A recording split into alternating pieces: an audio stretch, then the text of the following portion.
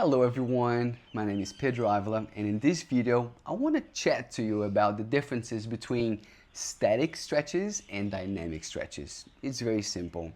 One, as the name says, you are static, you're not moving, and the other one, you are moving. Okay, so what these two look like and why we should be doing both. Okay, so let's start with the static. If you haven't watched the breathing video about letting your brain know that you're safe, watch it, okay? But when it comes to flexibility, it's all about letting your brain know that you're safe. Because if you're safe, your muscles can relax. If you can relax, if your muscles can relax, you can achieve a deeper stretch. Make sense? So this is point number one. You've got to sync and focus on your breathing when you're trying to stretch, regardless of what you're doing. Okay. Now that you are breathing, your brain thinks it's safe, you can stay on the stretch for longer, okay?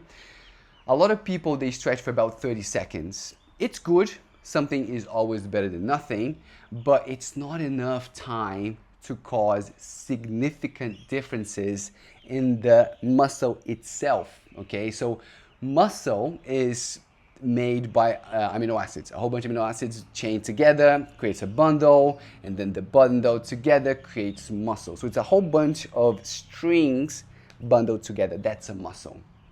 Think about an elastic band. When you pull the elastic band once, it doesn't really loses its stretch, correct? Now, if you pull and you maintain that pull for like a minute, when it comes back, it won't come back to its original form. It's stretched now, it's further, and your muscles works just the same way. So static stretches are usually stretches that you can hold on for about 1, 2, 3, even 5 minutes. For example, side splits, okay? I was really stiff. Okay, not anymore. Now, this is a good example of a static stretch. I'm gonna hold on to this position for about a minute, focusing on my breathing. Now, this here, it will get harder. Why?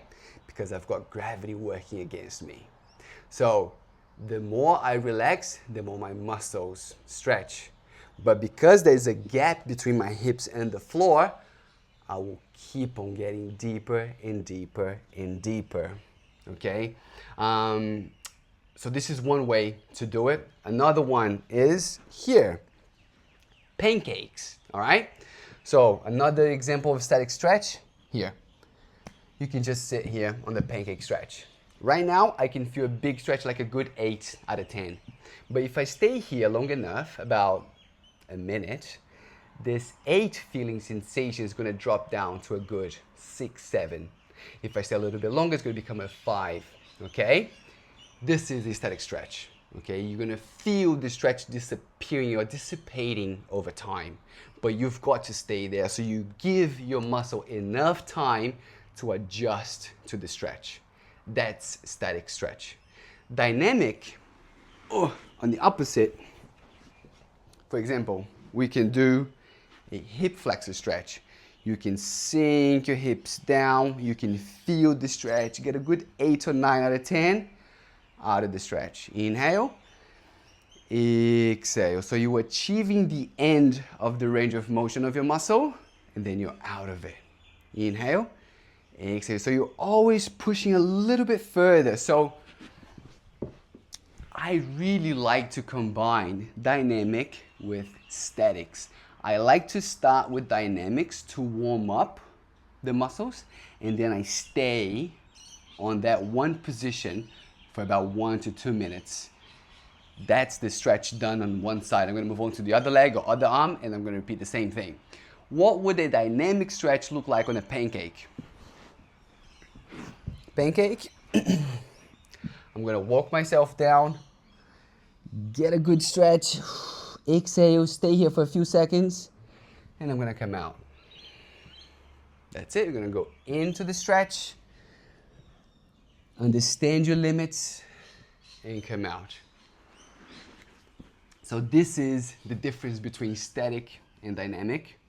and I think you should use both. If you have any questions, please let me know. Do some of the stretches that I have here and let me know how you feel. See you later.